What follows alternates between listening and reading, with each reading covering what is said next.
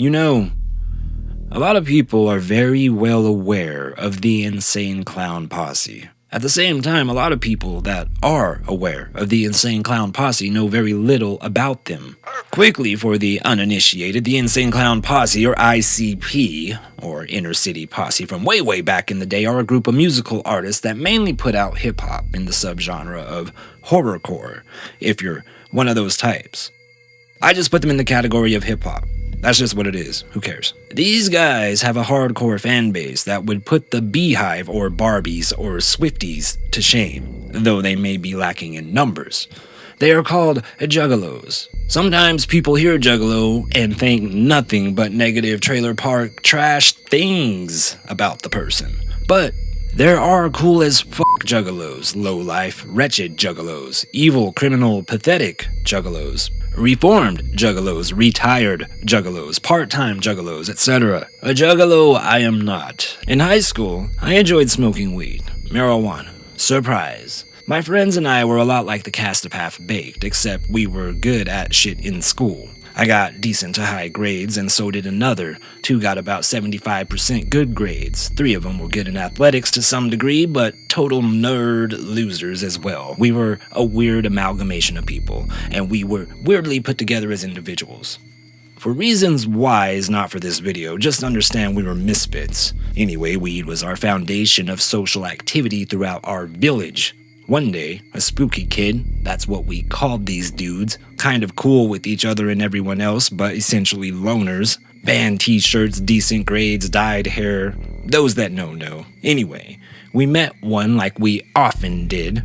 We'll just call him Rainer. He invited us to his house to smoke out. Wasn't really sure what we were in for, but his bedroom was a chill one to indulge in, it looked like. Hardwood floors, some planks partially warped, noisy with each and every step, various posters and magazine cutouts on his walls. Skater culture was a big part of his image, intentional or otherwise. Homie had short pinkish, dark, reddish, dyed curly hair. You guys want to use the gas mask? Is what this fool said to us. Rainer was a warm-hearted dude, let me tell you. He was very awkward, but nice as fuck. This gas mask thing, alright? This was a myth around my parts. We saw that kind of shit in High Times magazines and movies. Insecure teen me immediately thought of the ramifications of putting the mask on my face. Breakouts. Nonetheless, I always wanted to hit a gas mask bong. And as a side note, the gas mask bong is indeed all it's hyped to be. You guys like ICP? Bro, we had no fucking clue what he was on about, but he pointed to the shirt he was wearing, black with cool-ass looking evil clown figure on it. It was the cover of the amazing Jeckel brothers. The 3 of us unanimously indicated a no, in one way or another. Rainer's eyes at that point seemed to have lost weight. Eyelids weren't heavy anymore for some reason. I think of the sloth smiling in Zootopia.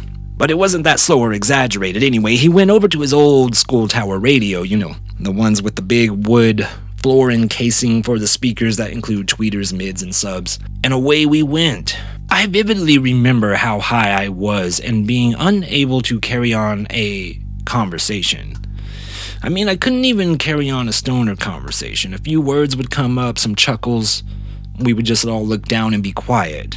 I was sucked into this insane album within the first beat drop. I remember laughing with everyone in the room, 4 of us, stoned off our asses, passing a joint, this was after the gas mask bong of course, zoned in on this album and being blown up every 30 seconds by something we heard. By the way, we listened to that whole album save like the last 3 tracks, right then and there.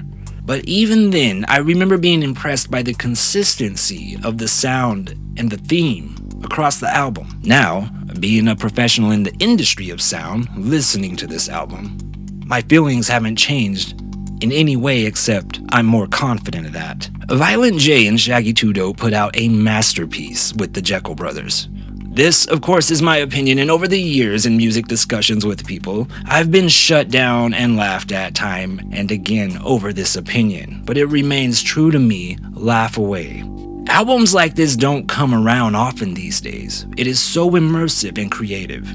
Every song you may come across in its individual form, it is leagues better when listened to the album as a whole in one sitting. From what I understand, or last I checked, ICP and Mikey Clark are not working together or even speaking to each other, but boy howdy, these fucking guys struck a moment of brilliance together making this thing. I love the circus sounds sprinkled and presented throughout this experience, the dark humor I mean. Bro, it's fucking hilarious. There's a piece where Violent J lures like a victim in his house. It's not Violent J, it's like some other fucker. And they start talking about a couch and this dude lets out an uncontrollable giggle and catches himself. Something like, woo! And the dude's like, you alright? And he's like, yeah. And like, you don't get an explanation of him turning around. But the sound design, you can see the house this guy has entered to look at this couch. And you can feel him be startled by Violent J's very creative, uncontrolled laughter and toning it back in just for a second so he could get the kill shot with the frying pan. Go ahead and rewind that to listen again. I'm telling you, this is an album you can't miss. And for me, that's really what drives home how good the album is. You can easily visualize these moments. The audio puts you in a very lush and intense setting. It doesn't let up until like the last track, to the end of the last track. The Jeckel Brothers LP sounds like the Joker's turf in City of Arkham, the game, Arkham City. Something along those lines. It is so fleshed out. You can see yourself in some shitty tower apartment, watching the Shaggy Show with Snoop Dogg on a CRT, broken recliner and all, you know? It captures your imagination in this way in almost every single track, even the silly ones. The interludes and skits is what pulls it all together. The 2 tracks briefly explaining Jake and Jack is just chef's kiss, and the beats behind them. Boom, shaka, ha, ha, ha. That shit is one of a kind creative. I do not know how many tracks these fools used when they made this album, but I'm confident it's over 100 per track, which is impressive, especially for hip-hop. And yes, ICP is hip-hop. I know so many smart people that may come across this are going to tell me I'm so stupid, but fuck yeah. Now, I'm not some active big fan of the Insane Clown Posse. I do catch Shaggy on YouTube sometimes. I saw when he was here in Albuquerque. Still a funny motherfucker. I'm very well aware of their discography, and I do like Great Malenko quite a bit, or I used to. I haven't heard it in years. I do not like The Wraith. I do enjoy a few songs off Bizarre Bizarre. But I have to say, these guys showed some next level marketing and creativity throughout their careers. There are people all over the world with their faces and albums tatted all over their fucking bodies. They have a fan base that will be down with the clown until they're dead in the ground. They are also fully independent, save for the finesse of Disney they did back in the day. I could easily spend 20 minutes on the story of ICP through my eyes without being a Wikipedia video. I saw them several times in concert. No lie, I painted my face, I've picked up random juggalos off the streets of Albuquerque, no exaggeration. The Insane Clown Posse with Twisted, Blaze Ya Dead Homie, and Anybody Killer remains one of the most fun live events I have ever been to. For context, I've done Ozfest, Rob Zombie, Manson, Cradle of Filth, 3-6 Mafia, WWE events, UFC events, NFL events. That fucking concert was such a good time. I could also go on now about Twisted, but I think that'll be a separate video. I'm very well aware the Dark Carnival is long gone these days, but man, the world needs to put a little more respect on the name that is the Insane Clown Posse. The amazing Jeckel Brothers, in my opinion, is them at their most comfortable with their brand, their most confident and creative time, and the most influential album out of their discography. With this album, they mastered the art of storytelling, whether you like the stories or not. I think if this was the final album they released, they'd likely be better remembered. Jeckel Brothers is an album that is lost in the sauce, unfortunately. I imagine many new sets of ears very seldomly come across this album. To say untimely would be an understatement. It is vulgar, in your face, inappropriate, dark, taboo, graphic, horrific, absolutely uniquely entertaining.